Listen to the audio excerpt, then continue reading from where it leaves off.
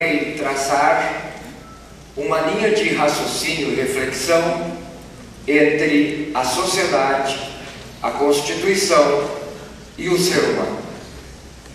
Em recente estada na Espanha, pude perceber o quanto é fundamental num país o nível de educação do seu povo. Percebam, a Itália vai apresentar um crescimento de 5% pontos negativos. A Alemanha, 3,9% de desenvolvimento negativo. A Espanha, 2,9%. Entretanto, de cada 4 pessoas desempregadas na Europa, 3 são da Espanha. Porque em face do nível educacional da Espanha, que é muito frágil.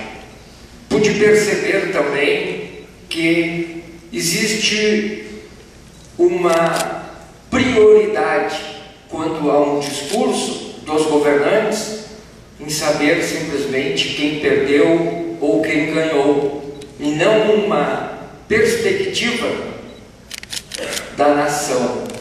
A nação ganhou com o discurso. E isto fez com que eu elaborasse o texto que aqui lhe traz. E meu objetivo é convidar a todos para avaliarmos, de en passant, os espaços de abertura do processo decisório, preocupando com os limites de deliberação pela maioria decorrente da ideia de Estado democrático de direito. Em virtude desse princípio, como podemos visualizar a articulação dos atores sociais para que esteja em consonância com a ordem constitucional pátria? Com base nessa lógica relacionada tanto com a atuação dos atores sociais, quanto com as garantias constitucionais. Como se pode compreender o agir social, o papel da sociedade de formação de decisões públicas? Como é possível uma interpolação entre Estado e a sociedade? O fato é que, de um lado, temos uma sociedade carente de realização de direitos e, do outro, uma Constituição Federal que garante esses direitos de forma mais ampla possível. Este é o contraponto e este é o convite que eu faço para a nossa reflexão. E para isso, irei me valer de estudos da sociologia e da filosofia jurídica. Irei me valer do pensamento de Habermas, de Luhmann e de John Rawls.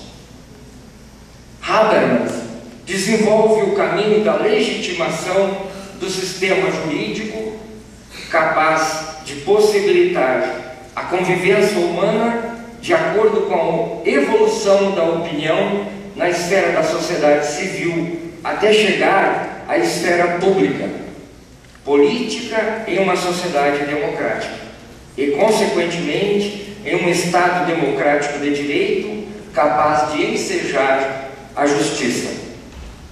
Então, em sua visão, a esfera pública política é uma estrutura comunicacional enraizada no mundo da vida, através da sociedade civil, ou seja, um sistema capaz de interpretar os anseios e desejos da sociedade de forma organizacional por meio do complexo parlamentar. Esses ativos espectadores da esfera pública não estão necessariamente se manifestando de maneira presencial, como, por exemplo, em uma arena, mas cada vez mais de maneira virtual, situados em lugares distantes. Aqui precisamos fazer uma reflexão. Quem foram os arquitetos da contemporaneidade?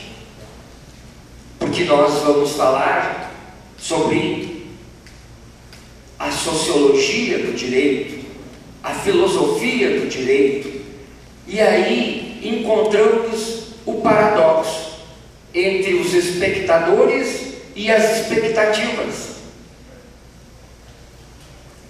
E surge a complexidade entre estes espectadores e as expectativas, e o direito quer trazer para si o contorno da complexidade. Estamos falando na Constituição, em constitucionalismo contemporâneo, mas é interessante sabermos de que sociedade estamos nos referindo. Como se forma esse ser? Como se dá a sua Constituição? Um dos arquitetos da contemporaneidade, Freud, autor da psicologia científica, nos diz que o ser humano é a formação, é o conjunto de 3 fases. Primeira fase se dá com o nascimento, com suas potencialidades latentes. 1/3 da constituição do ser humano ele traz ao nascer. O segundo 1/3 é a formação do caráter desse cidadão e ocorre até os 14 anos, 12 anos. Então percebam, nós estamos tratando do direito, das contingências, dos espectadores e das expectativas. Nós temos que saber para quem esse direito será dirigido. Então aqui, percebam, até os 14 anos já há a formação de 2/3 desse cidadão, restando apenas 1/3 para o entorno, para as influências que ele irá receber da sociedade. E queremos que esta pessoa seja tratada, todas elas, sob os mesmos direitos e garantias e princípios constitucionais.